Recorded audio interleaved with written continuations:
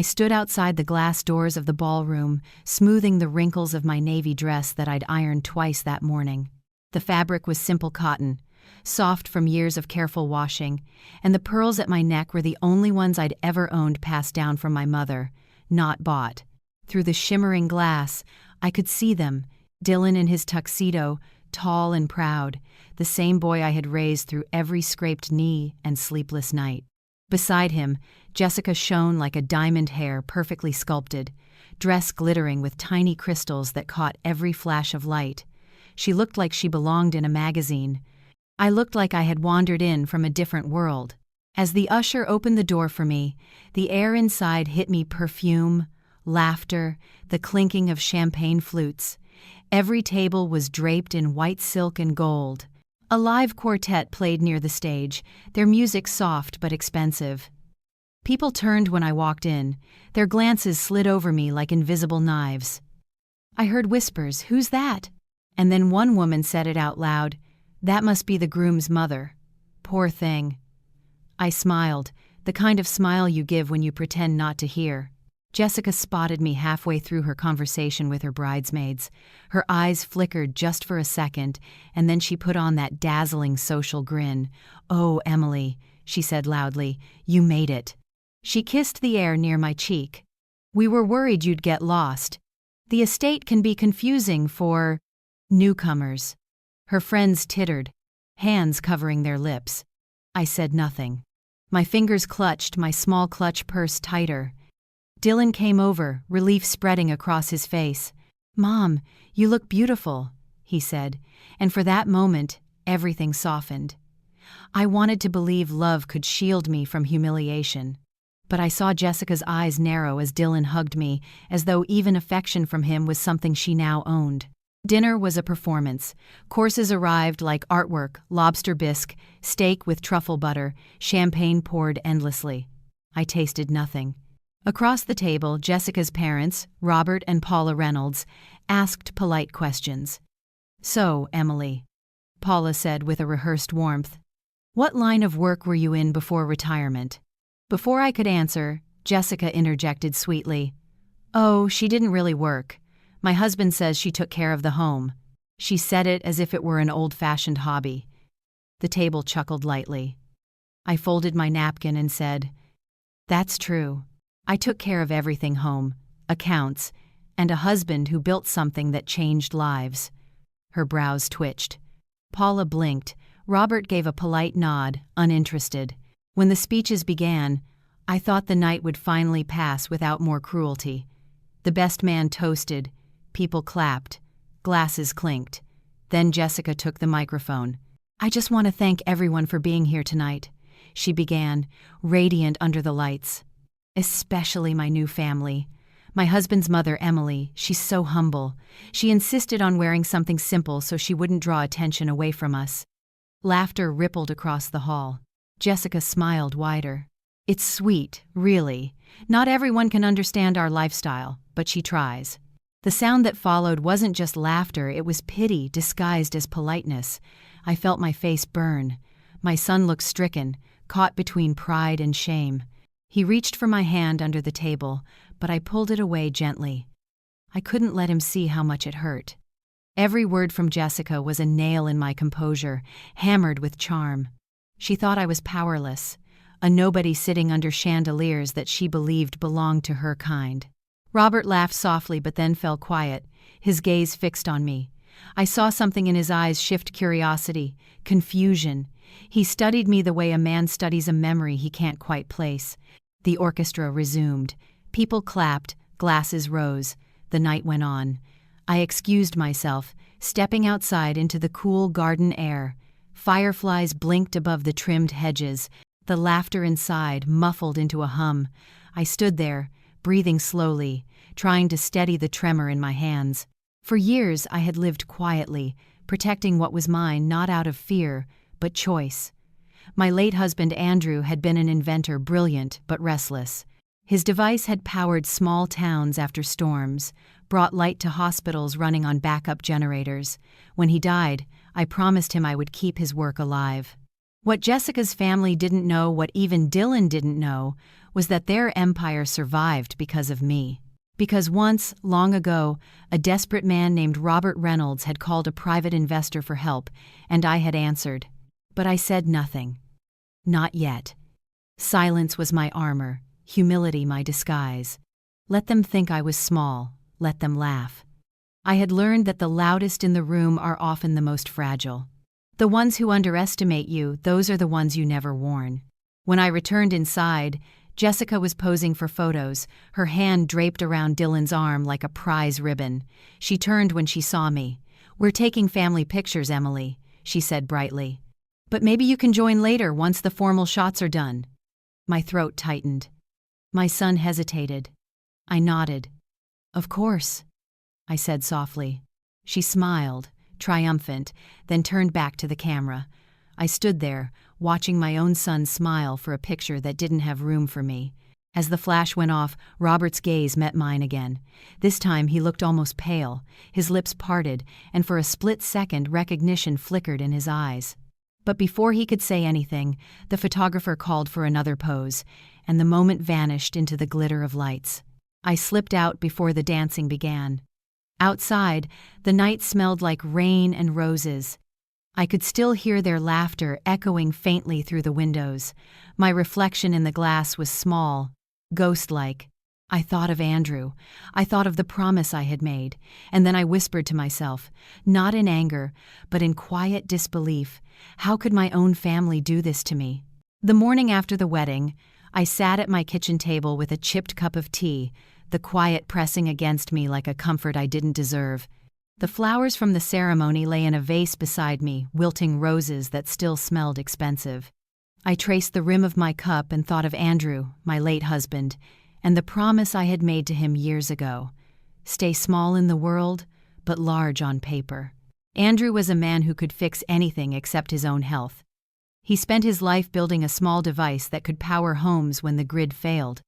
A simple invention that ended up saving lives in storm zones. When he died, people called it luck, but it wasn't luck. It was years of cold dinners, patched clothes, and nights when I worked 2 jobs to fund his experiments.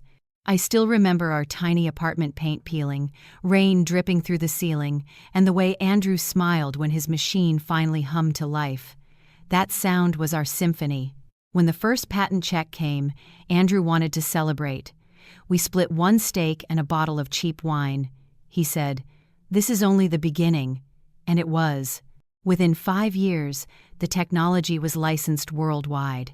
We could have lived like royalty, but Andrew preferred simple things, coffee from the same chipped mug, walks through the park, tinkering in his shed. I learned to value modesty as our shield. He used to say, "Real wealth isn't seen, it's felt." After he passed, I buried myself in the business. I read every contract, every clause. Men tried to talk circles around me, but I learned their language and outweighed their arrogance.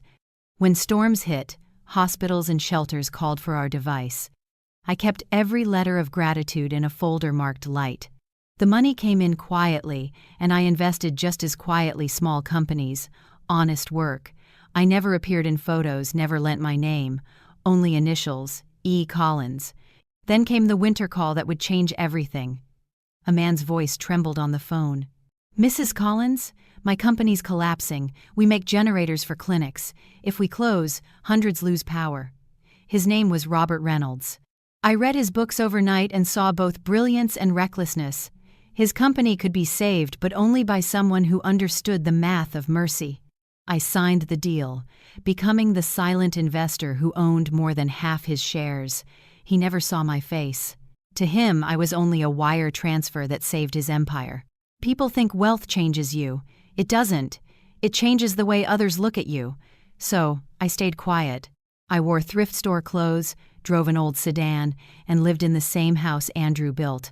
I wasn't hiding from the world, I was protecting what mattered. Dylan grew up thinking we were comfortable but not rich. That's how I wanted it. He learned to work, to build, to see people for who they were, not what they owned. When Dylan met Jessica, I prayed she would see the same light in him that I did. But from the first dinner, I knew. She talked more about wine labels than memories, more about who she knew than what she loved. When she toured my home, her eyes lingered on the outdated curtains and old appliances. "You've kept things authentic," she said, smiling the way rich people do when they see something beneath them. Dylan didn't notice. Love blinds gently before it burns. I wanted to warn him, but Andrew's voice echoed in my head. Let him find his own lessons. So I stayed quiet. I made lemon bars she never finished and offered kindness she mistook for weakness. When the engagement came, Jessica's mother sent me a list of acceptable dress colors for the wedding, none too bold, none too visible. I laughed to myself and bought a navy dress I'd worn to 3 church fundraisers. I didn't need to stand out. I had already built more than anyone in that ballroom ever would. After the ceremony, when Jessica called me a nobody, I thought about the irony. Her father's company, her family's name, survived only because of the woman she mocked. But humiliation has a way of sharpening memory. That night, I opened my old blue ledger, the one with the frayed corners and fading ink. Inside were notes from every investment, every contract, every wire transfer. And there, near the middle, was Reynolds Energy Solutions, my initials beside his signature, proof that silence can be more powerful than pride. I flipped to the final page and found the quote Andrew had written years ago. "We make light." I traced the words with my finger, realizing that light doesn't argue. It reveals. It doesn't demand respect, it earns it, quietly, inevitably. Jessica's cruelty had cut deep, yes, but not enough to destroy me. I had endured harder nights, colder kitchens, deeper losses. What was one spoiled girl's insult compared to the years I spent building something that lasted? I stood by the window and watched morning sunlight break through the clouds.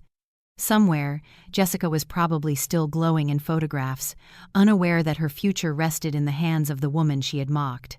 I could destroy her with one phone call. But revenge, I reminded myself, is a poor return on investment. Timing, however, is everything. I poured another cup of tea and smiled faintly. There would come a day when Robert Reynolds would remember my name not as Dylan's mother, but as the woman who once saved his world. And when that day came, I wouldn't need to raise my voice. Truth has its own kind of volume. For now, I would keep my promise to Andrew, stay small in the world and large on paper. The first time I met Jessica, she arrived at my house wearing perfume that smelled like cold money, sweet, sharp, and proud of itself. She stood in my doorway holding a bottle of imported wine she didn't uncork, glancing around the small living room like it was an antique exhibit of ordinary lives. "What a cozy place," she said, her tone soft but her eyes restless, searching for something that wasn't there. No chandelier, no designer sofa, no proof that I belonged in her world. I smiled and told her to sit wherever she felt comfortable. She chose the edge of the couch, careful not to wrinkle her dress. Dylan hovered beside her, excited, protective. "Mom, Jessica's in marketing," he said, as if that explained the practiced charm in her every gesture. She laughed and touched his arm. "Not just marketing, babe brand storytelling," she corrected gently. "I help companies find their identity." She said it like she was performing, and I could almost hear the applause she expected. I nodded. "That's a useful skill," I replied. She didn't hear the quiet amusement in my voice. If only she knew the number of identities I'd created behind initials and trust accounts. We had dinner, baked chicken, mashed potatoes, and lemon bars for dessert. Jessica complimented everything except the food. "I love that you still cook," she said. "It's so traditional." She meant old-fashioned. Dylan didn't notice. He was too busy watching her laugh, that silvery laugh that made him believe she belonged to another, brighter world. I saw how she looked at him like he was a project she could rebrand into something shinier. After dinner, she offered to help wash dishes, but spent most of the time checking her reflection in the window. "Your son told me his father was an inventor," she said lightly. "Must have been hard after he passed." I smiled, rinsing a plate. "It was, but work kept me busy." She tilted her head. "Dylan said you manage the finances. You must be good with numbers." "Numbers," I said softly, "are just another language for truth." She didn't ask what I meant. People like her rarely do. When they left, I stood by the door and watched Dylan help her into the car. She didn't look back. I told myself it was too soon to judge, that maybe she was just nervous, but deep down, I knew. I'd spent a lifetime reading people not from their words, but from the pauses between them, and Jessica's pauses were filled with calculation. As the months passed, the distance began to grow not just between Jessica and me, but between Dylan and the home that built him. Calls became shorter, visits less frequent. When they did come, Jessica planned every moment. Restaurants too loud for real conversation, expensive gifts I didn't need, holidays where she decided the menu before I could ask. Once, she brought a set of silver forks and said cheerfully, "So you can upgrade your tableware. Presentation matters." I wanted to tell her I once negotiated a 7-figure deal with a pen I borrowed from a bank counter, but I simply said, "Thank you, dear. I'll keep them for special occasions." She never realized every word from me was its own kind of mirror, polite, clear, and reflecting back everything she couldn't see about herself. Dylan tried to bridge the gap, bless him. He'd call and ask, "Mom, do you like Jessica?" I always said yes. It wasn't a lie, not completely. I liked the part of her that made my son smile. But I also saw the way she chipped away at his confidence, the small corrections she slipped into his sentences, the subtle way she guided every decision. Love can become a leash when one person keeps adjusting its length. When the engagement came, Jessica called me first. Her voice was syrup-sweet. "We're so excited, Emily. We want you there for everything, but of course, we'll handle the arrangements. You just enjoy yourself." I could hear the unspoken words. "We'll control everything." I thanked her and asked where they planned to hold the ceremony. "At my parents' estate," she said proudly. "They've hosted fundraisers for senators there. It'll be elegant." The word elegant lingered in her tone like a locked door I wasn't meant to enter. In the weeks leading up to the wedding, the signs of exclusion came dressed as politeness. Jessica's mother, Paula, sent me an email with style guidelines for the bridal party and guests. "We're aiming for a cohesive aesthetic," she wrote. "Soft pastels only. No navy, no black, nothing that distracts from the family." I laughed when I read it, then chose navy anyway. It was Andrew's favorite color, and I never asked permission to honor my husband. The bridal shower invitation came last, almost as an afterthought. Jessica greeted me at the door with air kisses. Her friends looked me up and down as if trying to place what brand I might be wearing. When I handed Jessica a small box inside, a handmade lace handkerchief that had belonged to my mother, she smiled politely. "That's sweet," she said. Then one of her friends handed her a diamond bracelet, and she gasped, "Now this is perfect." Everyone laughed. I didn't. I just folded my hands and thought how easily people mistake shine for substance. Dylan called that night, apologetic. "Mom, Jessica didn't mean to hurt you. She's just nervous about everything being perfect." I said, "I understand." He exhaled in relief, not realizing the understanding I offered wasn't forgiveness. It was strategy. Sometimes silence is not weakness, it's the rope you let out before you pull it tight. The final rehearsal before the wedding confirmed what I already knew. Jessica asked me to stand on the far end of the family photos, so the color balance would look better. Her mother nodded approvingly. Dylan didn't see the insult, but I caught Robert watching. He didn't laugh, but he didn't stop them either. That told me more about him than any business report I'd ever read. On the drive home, I thought about the Reynolds family, their wealth, their pride, their illusion of control, and how small they really were beneath the marble and chandeliers. I had once promised Andrew I'd never use money to hurt people, but now I realize that truth doesn't hurt, it humbles. That night, I placed my wedding invitation inside my ledger, between the pages that held the Reynolds contract. The same signature mine linked both documents. One celebrated their future, the other owned it. I smiled faintly at the symmetry. People often say they want to marry into wealth. Jessica had done it, she just didn't know whose. The week before the wedding, the air around me felt heavier, like the world had decided to test how far grace could stretch before it tore. Jessica called daily with updates that weren't really updates, more like commands disguised as courtesy. "Emily, we've decided the seating arrangements," she said one morning, her voice brisk. "We thought it'd be better if you sat at the back near the garden doors, closer to the restrooms, for comfort." I smiled into the receiver, though she couldn't see me. "How considerate," I replied. She hung up before I could ask who I'd be sitting with. When the final wedding plans arrived by email, my name wasn't on the family photo list. Instead, there was a polite footnote: "Additional portraits will be taken after the formal session if time allows." I knew what that meant. It wasn't an oversight, it was exclusion neatly typed in cursive font.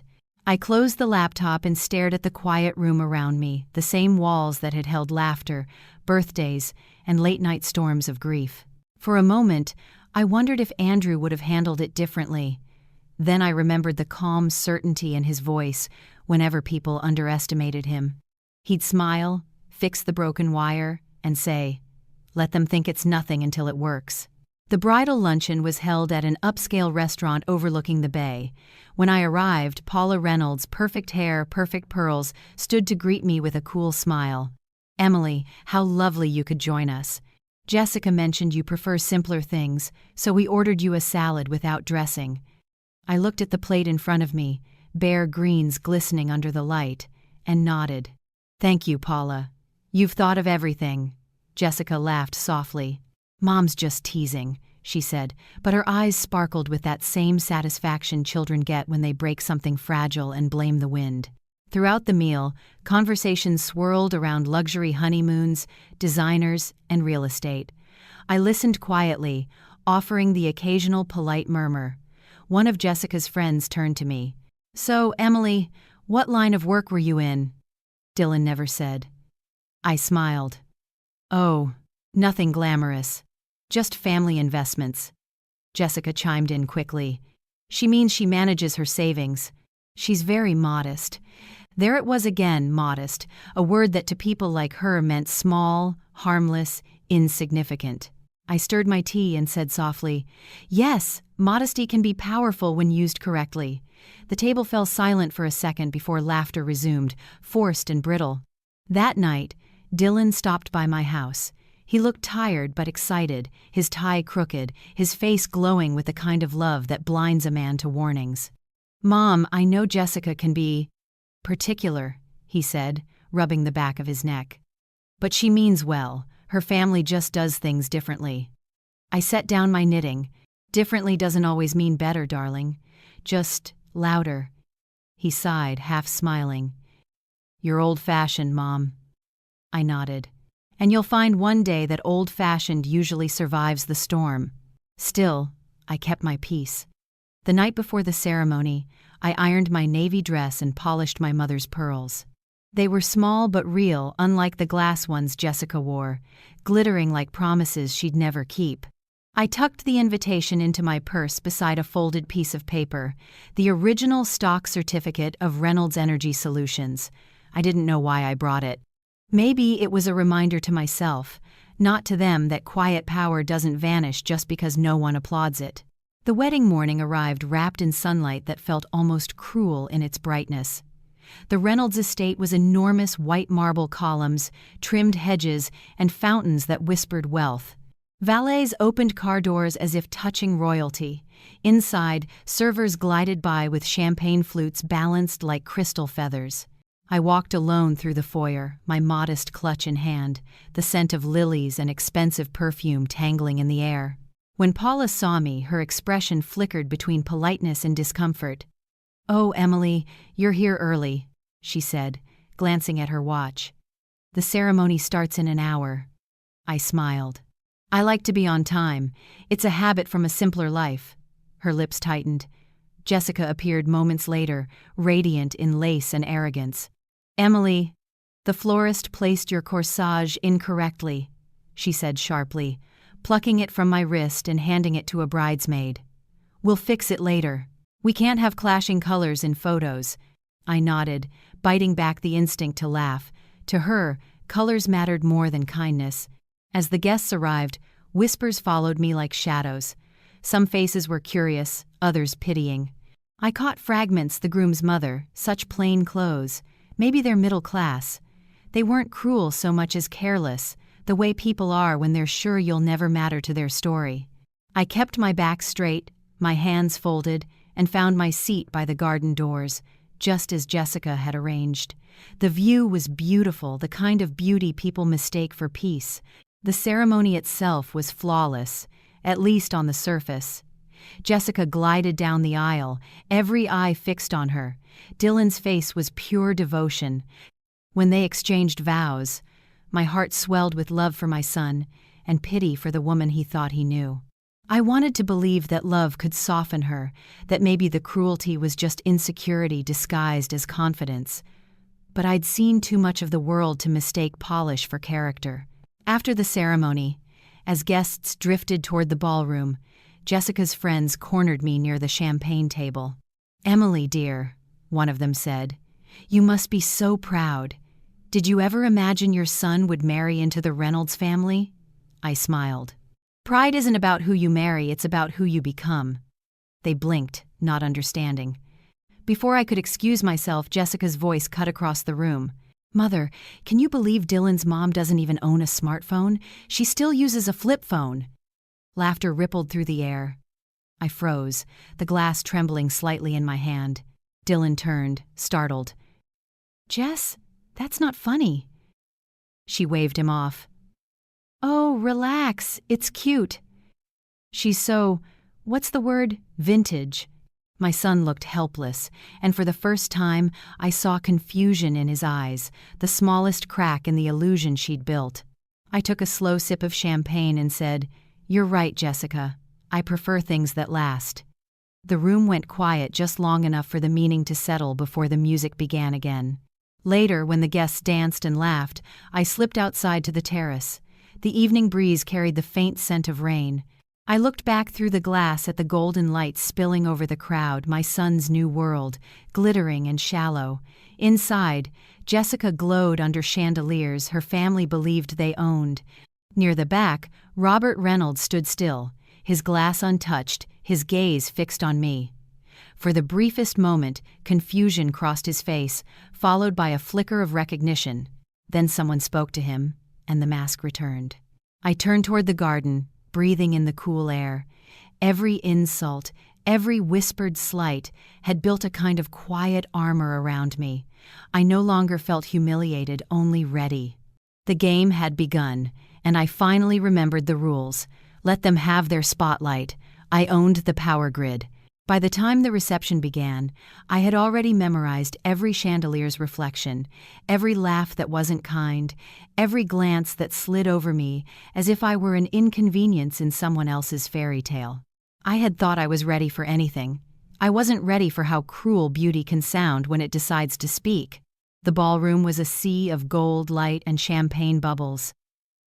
Waiters moved like dancers, serving plates so polished I could see my face in them. Jessica sparkled in her new dress, a second gown for the evening white silk threaded with tiny pearls. Dylan stood beside her, adoring and oblivious. They looked perfect. Perhaps that's why she thought she could afford to be cruel. Dinner began with applause, speeches, and the clinking of forks against crystal. Robert and Paula Reynolds toasted to the union of two great families. The words felt rehearsed. I raised my glass politely, thinking how odd it was to hear the word family from people who didn't believe I was one of them. The waiters cleared the plates. The band began to play a soft melody. Jessica rose, her glass in hand, her face glowing in the warm light. "Before the music starts," she said, "I just want to thank everyone who made this day so special." Her voice carried easily across the room. "My parents for their endless support, my friends for keeping me sane." Then she turned her head toward me. "And of course, my new mother-in-law, Emily." She paused, smiling that perfect, poisonous smile. "She's been such an inspiration. She taught me that even when you come from humble beginnings, you can still raise a son worthy of a Reynolds." The laughter began softly, then louder. I felt the sound crawl up my spine. My son froze beside her, his eyes widening, but she continued as if reading from a script only she found amusing. "It's so sweet how she wanted to keep things simple," Jessica added, her gaze sweeping over my plain dress. "I told her not to worry about blending in, that this family welcomes everyone, even simplicity." It wasn't the words, it was the tone, that sharp, sugary tone that sliced through any pretense of kindness. People shifted uncomfortably. Some pretended to sip their drinks. Others smiled awkwardly. Paula laughed too loudly, trying to make it sound like a joke. I stared at my hands, the pearls at my wrist trembling faintly with each heartbeat. Dylan leaned in and whispered, "Mom, I'm so sorry." I smiled at him, steady, composed, the way you smile before the tide rises over your head. "Don't be," I said softly. "Let her finish." Jessica wasn't finished. "I mean, really, who needs status or money when you have such character?" she said brightly. I told Dylan he's lucky to come from such down-to-earth roots. She didn't notice the way her father's expression changed, how his laughter faltered, how his eyes locked on mine. There was something in his gaze now, a faint spark of memory, the ghost of a name half remembered. The applause that followed was forced, hollow. I stood slowly, pretending to adjust my shawl. "Thank you, Jessica," I said, my voice calm enough to surprise even myself. "You're right, simplicity does have its advantages. It keeps one grounded when the world starts spinning too fast." A few guests turned their heads, sensing something beneath the surface. Jessica blinked, unsure how to respond. "Oh, of course," she said quickly. "I didn't mean—" "I know what you meant, dear," I said gently. "You've made it very clear."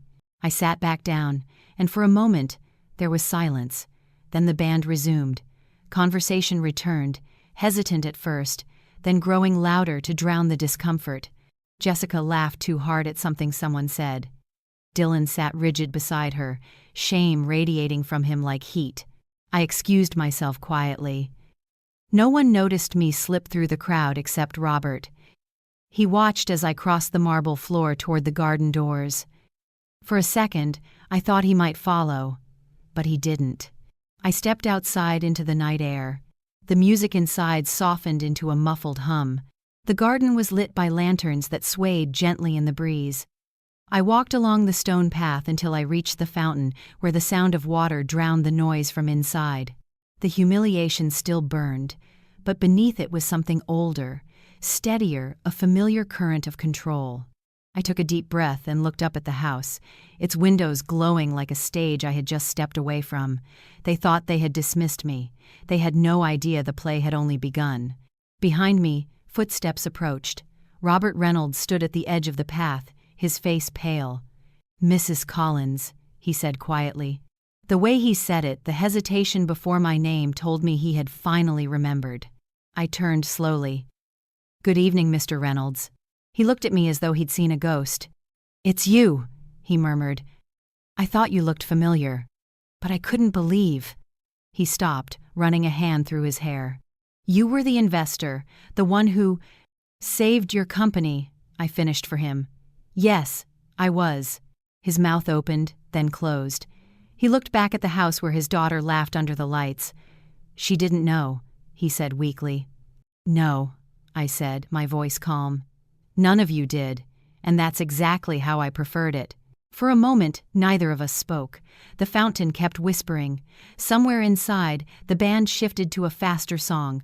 Robert's shoulders sagged. "I owe you everything," he said quietly. "If you hadn't stepped in back then." I held up a hand. "You don't owe me anything, Robert. I didn't do it for you. I did it because the world needed the energy your company provided. I invested in purpose, not pride." I looked back toward the ballroom windows, where Jessica's reflection gleamed faintly against the glass. "But perhaps it's time pride learns who really kept the lights on." Robert swallowed hard. "I'm so sorry for what she said tonight." I smiled faintly. "Don't be. I've endured worse words from better people. But I will ask you one thing." He nodded. "Anything." "When your daughter learns the truth," I said, "let her come to that realization herself. Don't protect her from it. Humility is a lesson best learned in public." He didn't answer, just stared at me with a kind of frightened respect. When he finally walked away, I stood alone under the lanterns, the night air cool against my skin.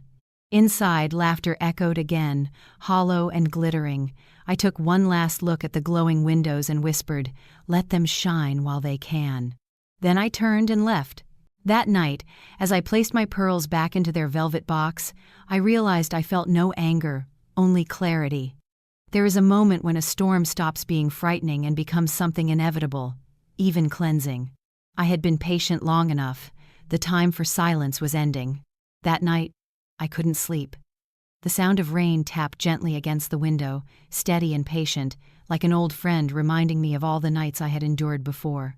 I sat at my desk, the small lamp casting a pool of light across the worn wood.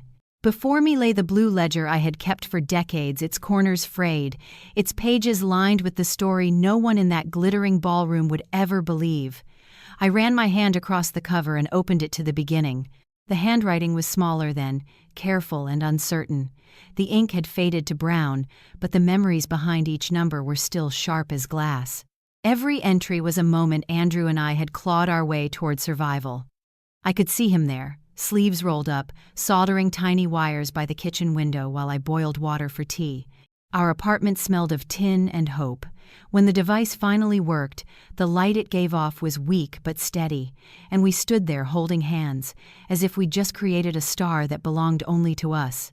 That small generator, barely bigger than a shoebox, would one day keep hospitals running and save premature babies through power outages. But in those early years, all we knew was exhaustion and love. Andrew believed in the kindness of systems. I believed in the cunning of people. Between us, we survived. When investors ignored him, I handled the paperwork, wrote letters, and studied the patterns of the men who made fortunes. I learned that money moved in silence, that true influence was built not by shouting but by watching who listened. When the first licensing deal came, Andrew wanted to tell the world. I told him to wait. The louder they know your worth, I said, the faster they'll try to steal it. He laughed but agreed. When he got sick, the hospital bills came faster than his lab results. I remember sitting beside him, the machines humming like broken lullabies. He looked at me with tired eyes and said, "Promise me you'll keep it safe, Em. Stay small in the world but large on paper. They won't come for what they can't see." I promised. It was the last promise I ever made to him, and the one I never broke. After he died, I kept the business alive, first through stubborn will, then through instinct. When others panicked, I bought. When others bragged, I sold. The ledgers grew thicker, the zeros longer, but the house remained the same. I drove the same car, wore the same coat. Wealth, to me, wasn't freedom, it was shelter. The world looks at widows like prey. I learned to hide in plain sight. I remember the day I found Robert Reynolds's letter. It was December, snow bending the branches outside the kitchen window. The envelope was thick, embossed with his company's logo. Inside was desperation, dressed as professionalism. His words were polite, but the truth bled through. Layoffs, debt, lawsuits. We are in need of immediate support to maintain operations. I could hear the fear between the lines. I made tea, sat by the fire, and read his financial statements twice.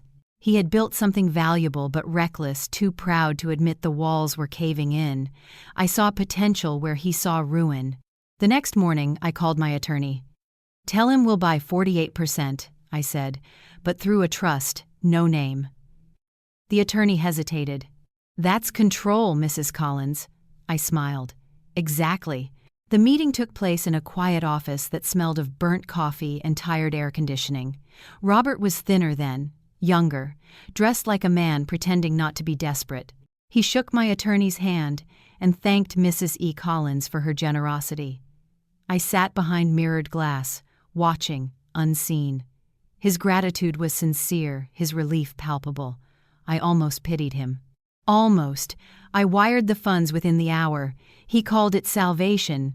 I called it strategy. Over the years, Reynolds' energy grew strong again, expanding, profiting, parading itself as a symbol of resilience. Robert built his reputation on integrity, philanthropy, family legacy. He never once wondered who had quietly kept the current running beneath it all. Every quarterly report was a performance, every public statement a debt of gratitude he didn't know he owed. And I preferred it that way. There's a kind of freedom in being underestimated. Still, sometimes I'd see his name in the papers, his photo at charity galas, his quotes about perseverance, and I'd smile, knowing he was reciting lines I'd once whispered to Andrew in the dark. Progress belongs to those who stay after everyone else leaves. It wasn't resentment I felt. It was amusement. Because I had no need for applause. I had proof.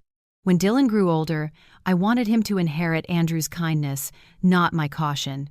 He loved designing things, bridges, buildings, dreams that needed foundations. I funded his education quietly through shell accounts, letting him believe scholarships covered the rest. I wanted him to build without the shadow of gratitude. To him, I was just a mother who worked hard and paid bills on time. That was enough.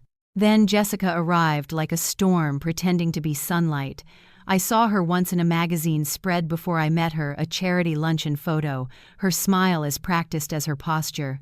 When Dylan brought her home, I felt something cold settle in my chest. I recognized ambition when I saw it, but she wasn't the kind that built things, she was the kind that fed on them. Still, I tried, for my son's sake. I hosted her, listened to her talk about brand value and social tiers, and smiled when she spoke of upgrading Dylan's life. I watched her study me, searching for flaws she could turn into warnings for him. She thought she was playing chess. She didn't realize she was on my board.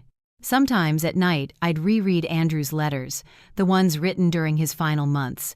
In one, he wrote, "Light doesn't brag about being light, it just shines." That line came to me again as I sat in my study, listening to the rain. Jessica believed she could humiliate me into invisibility. But she didn't understand my invisibility was my power. Every investment, every quiet choice, every signed paper was a weapon she couldn't see coming. I flipped to the last page of the ledger. Beneath the neat columns of numbers, I added one new entry in careful handwriting.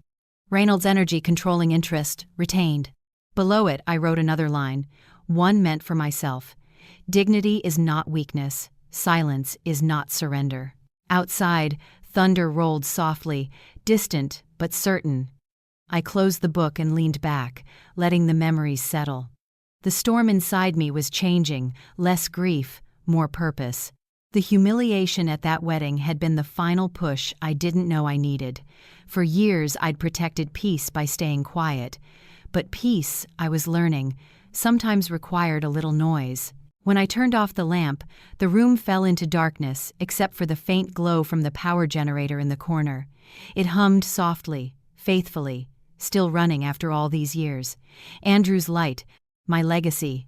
And soon, it would illuminate the truth for everyone who had mistaken my silence for absence. The morning after the wedding humiliation, the world outside felt washed clean. Rain had come during the night, leaving the streets slick and shining, every leaf glistening as if the world itself had been baptized. I sat by the window with my tea, the same blue cup I'd used for 20 years, and waited for the knock I knew would come. When it finally did, it wasn't soft.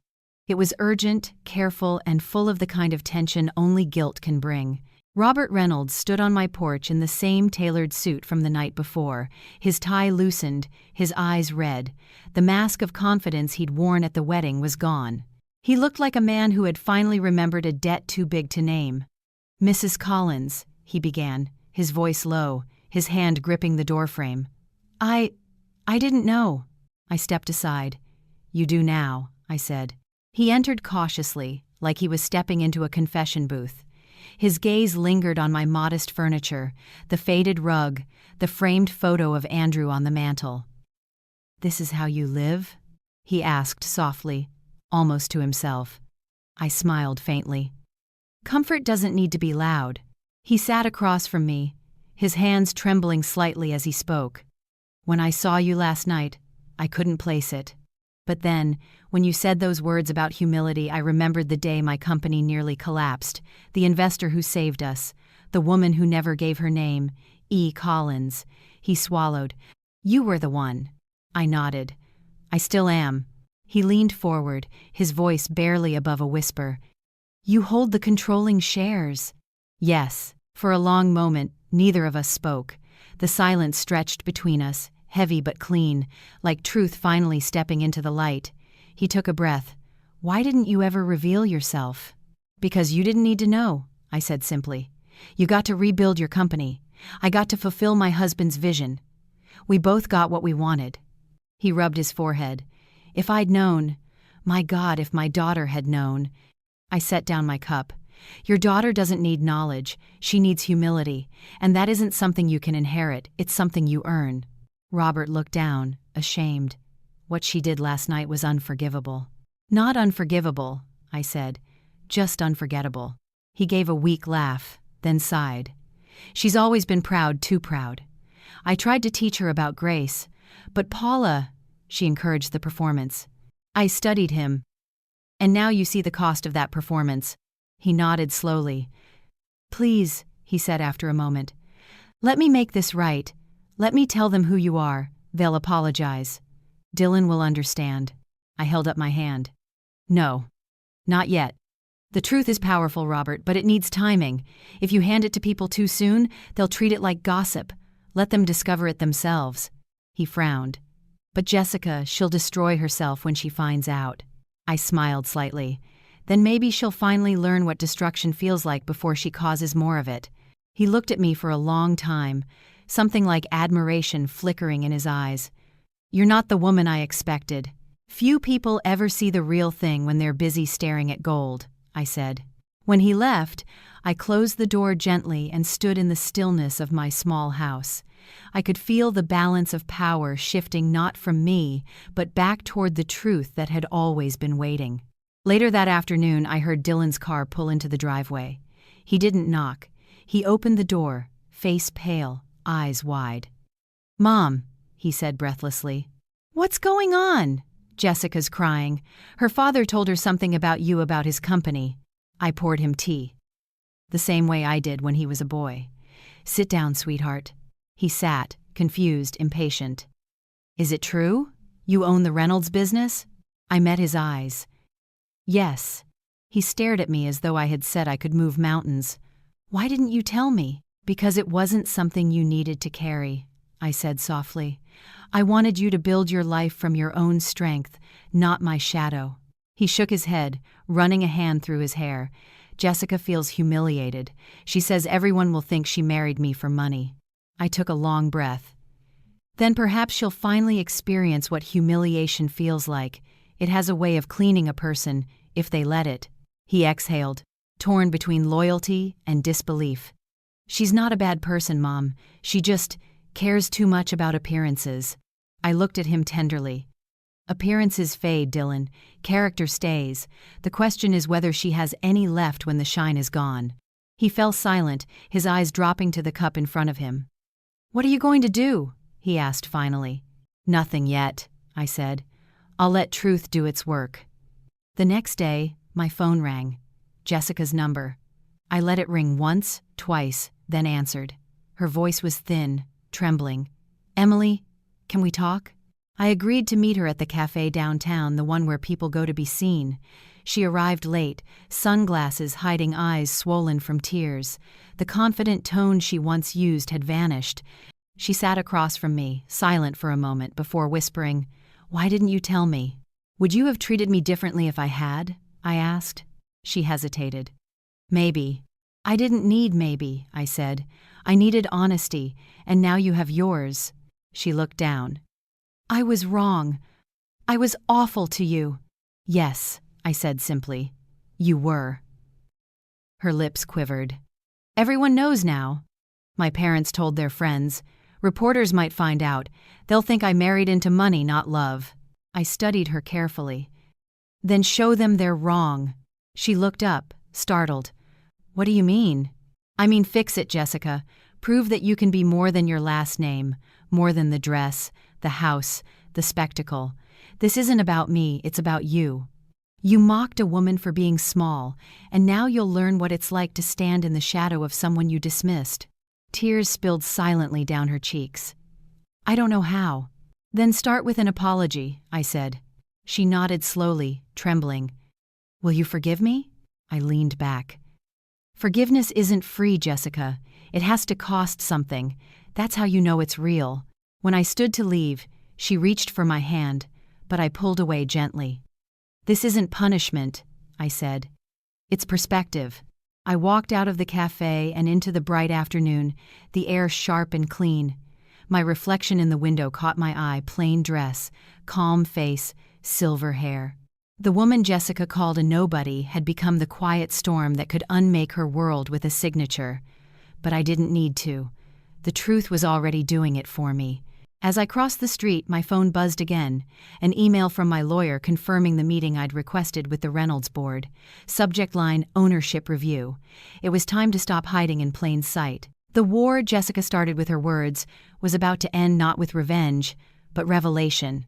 In the days that followed, whispers began to spread quietly through the city, like the rustle of dry leaves before a storm. The truth had escaped its cage, and no one could unhear it. The Reynolds family, once so composed and unshakable, now lived under the uneasy weight of curiosity. Reporters called it an anonymous investor's comeback, but I didn't correct them. I wasn't returning. I had never left. That week, I did what I'd always done best, prepared in silence. I opened the drawers of my desk, took out the old contracts, trust papers, and legal agreements that had kept my husband's vision alive. Each document carried the quiet proof of my authority. I owned more than they ever imagined. My lawyer, Thomas Gray, came by one morning with his briefcase and calm eyes. He had worked with me for nearly 2 decades and understood that I preferred to move without noise. After scanning through the Reynolds portfolio, he looked up and said, "You could take full control if you wished, replace the board, sell the shares, rename the company." I shook my head. "I don't want their ruin, Thomas. I want clarity." He nodded, his tone respectful but curious. "Then you'll have to attend the quarterly review in person. The board should hear the truth from the woman who owns them." I smiled faintly. "Then it's time they learn who's been keeping the lights on." When he left, I stood at the window, watching children ride their bicycles past my garden gate. Their laughter carried across the air with that careless lightness of those who've never been watched by the world. I envied them for a moment, the same way Jessica once pitied me. Later that evening, Dylan came by. He looked tired, guilt, and confusion sitting heavy in his expression. "Mom," he said softly, taking a seat at the kitchen table, "Jessica's been crying for days. She says people are treating her differently. I think she regrets what she did." I stirred the soup on the stove.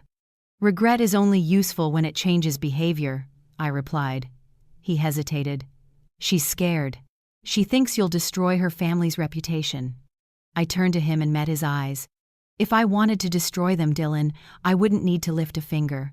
Pride is a structure that collapses on its own. I just have to let gravity do its work." He sighed, rubbing his forehead.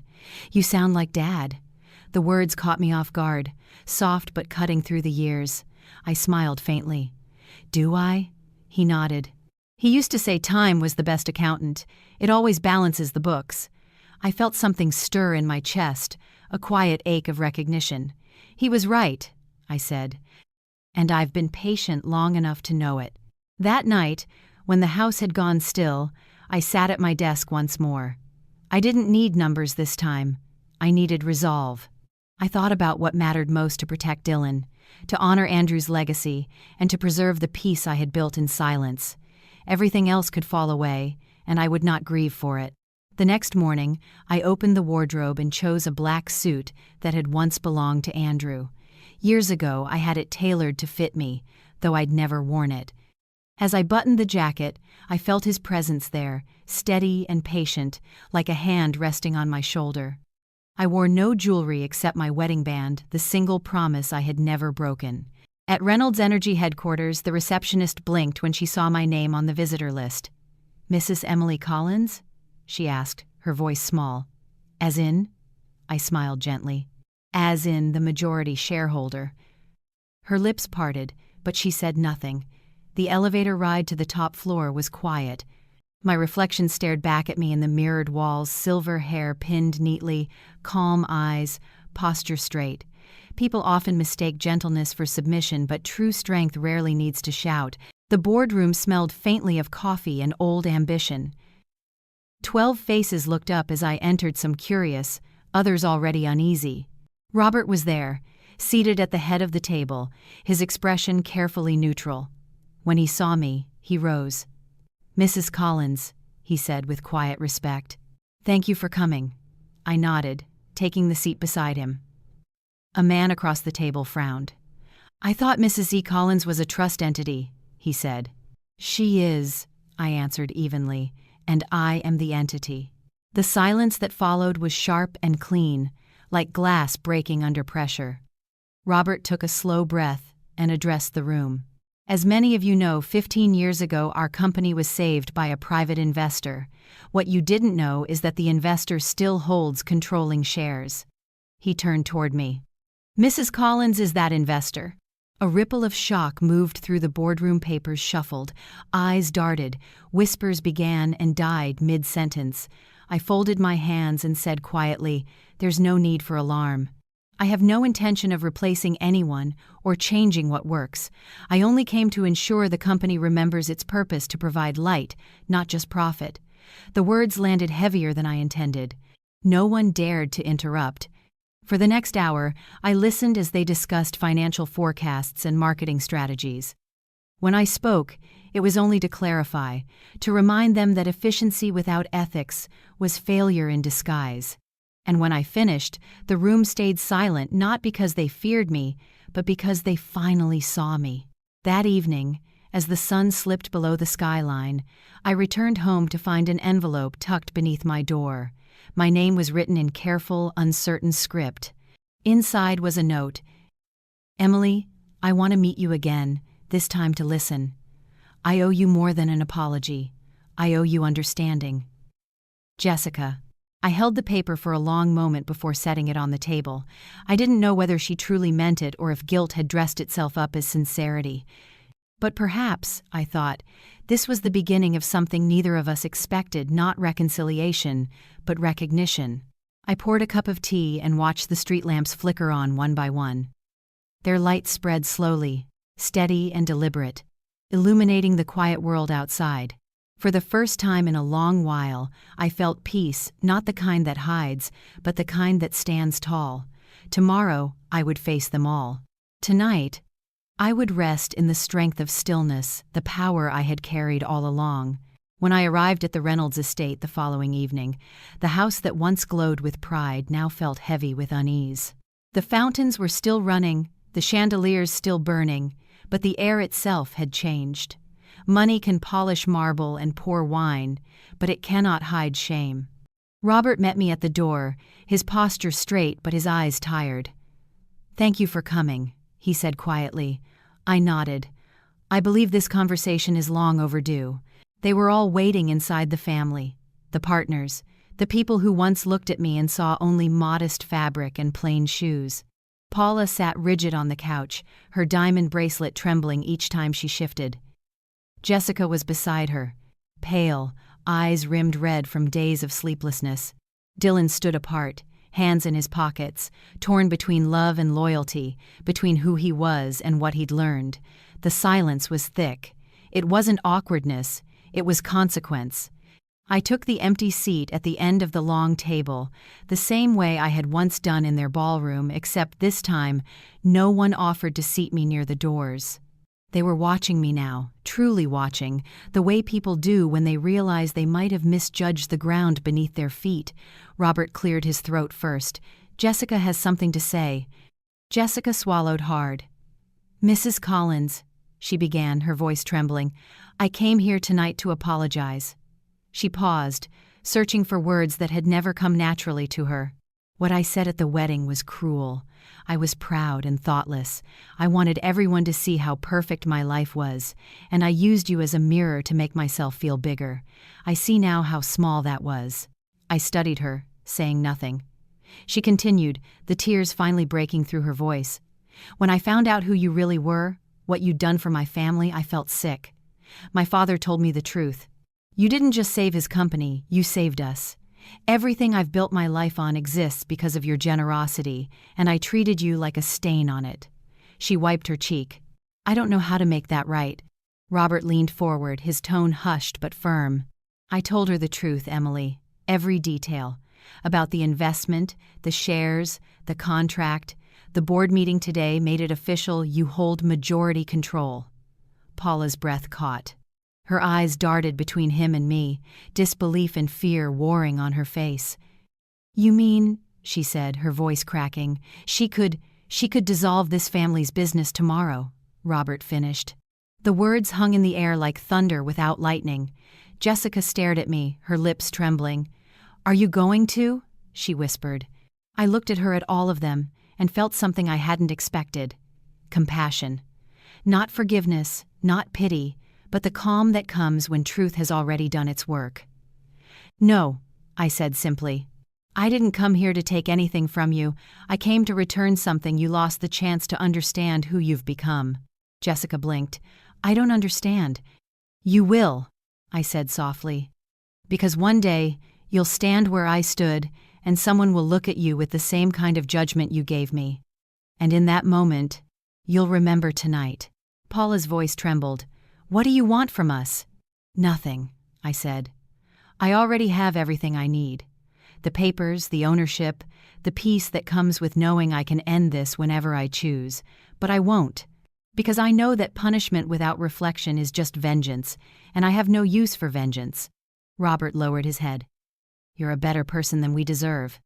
"I'm just a woman who remembers her promises," I said quietly. "I promised my husband I'd stay small in the world and large on paper. I kept that promise. But I've learned something new. Being large on paper isn't enough if you let small people define your worth." The clock ticked softly behind us. Jessica began to cry, silent tears sliding down her face. Dylan stepped forward then, his voice low but steady. "Mom," he said, "you've done enough. You don't have to prove anything anymore." I looked at him, my heart swelling with something deeper than pride recognition. "I'm not proving anything, Dylan. I'm teaching something." He nodded slowly, understanding at last. Then I turned back to Jessica. "There will be a settlement," I said. $5 million in trust, under your name. It's not a gift, and it's not revenge. It's a clean slate. You'll take it, leave Dylan, and start a life built on your own effort, not someone else's inheritance." Her eyes widened. "You're paying me to leave?" "I'm giving you a way to save face," I said evenly. "You can tell the world whatever story you like, but you'll know the truth that a woman you called a nobody gave you the only dignity you have left." For a long moment, no one breathed. Paula tried to speak, but Robert shook his head.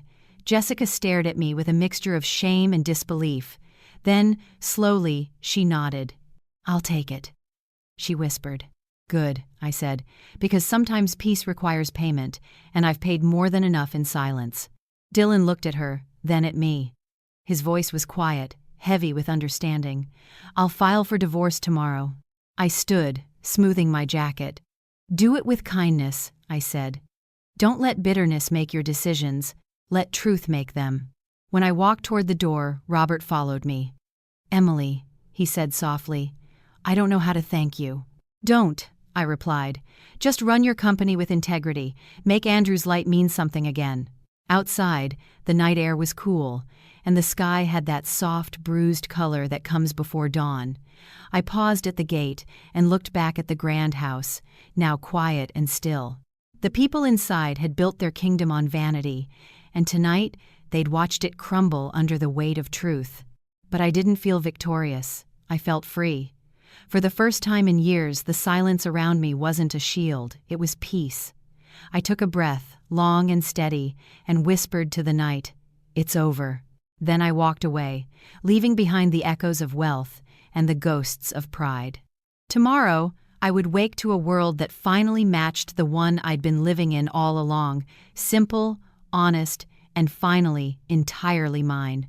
The morning after the confrontation, the world felt lighter, like the storm had finally passed. Sunlight streamed through my kitchen window, turning the dust motes into tiny flecks of gold.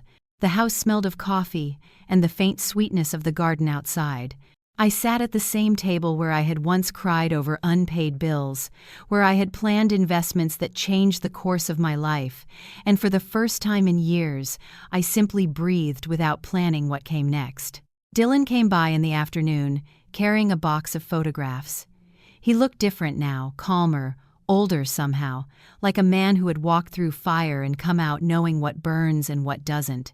"I filed the papers this morning," he said quietly. Jessica didn't argue, she just signed. I nodded. "It's for the best." He placed the box on the table. "I found these when I was packing. They're from Dad's workshop." I opened it slowly. Inside were pictures of Andrew hunched over his invention, wires coiled across the table like veins of light. There were sketches, notes written in his crooked handwriting, and a photo of the three of us, young, tired, and happy. My eyes stung, but I smiled. "He'd be proud of you," I said. Dylan sat across from me, hands folded. "You know, Mom, all my life I thought you were just content. I didn't realize how much strength that takes." I laughed softly. "Contentment is the hardest armor to wear. People mistake it for weakness, but it's the only thing that can't be stolen." He reached across the table and took my hand. "I see that now." There was nothing more to say. Sometimes understanding doesn't come with words, it comes with silence that finally feels safe.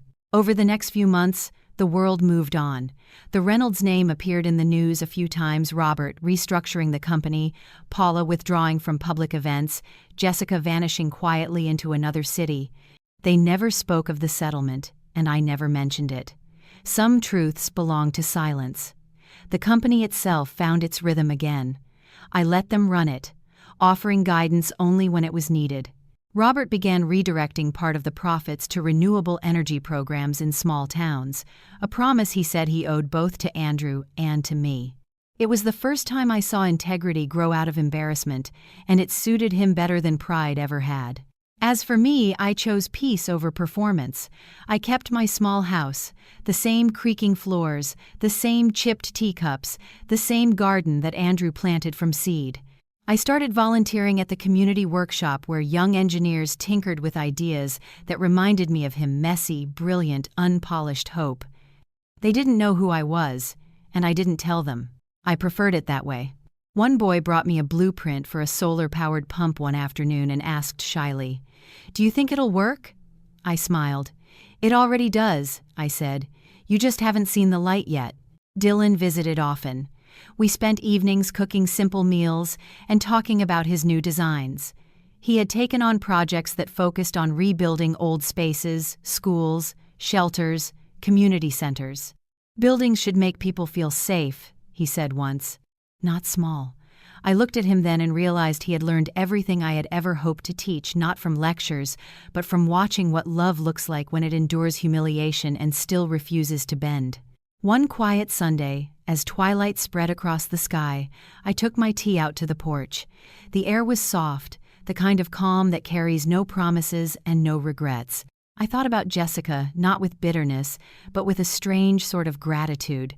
Some people enter our lives to remind us what we never want to become. She had given me that clarity. And in her own way, she had given Dylan back to me. I looked at the horizon, where the last light of day met the first stars of night.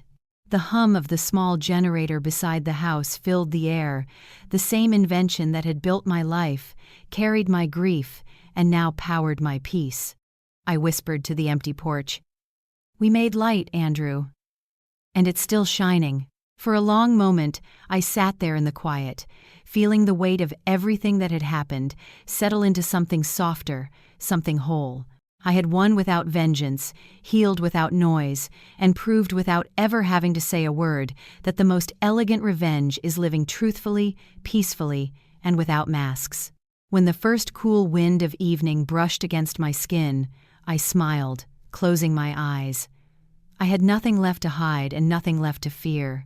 The world finally looked the way I had always seen it, honest, imperfect, and full of quiet grace. If Emily's story stayed with you, take a moment to share your thoughts in the comments. I read every one. Don't forget to subscribe and share this story with someone who believes quiet women can't change the world. Your support keeps these voices alive.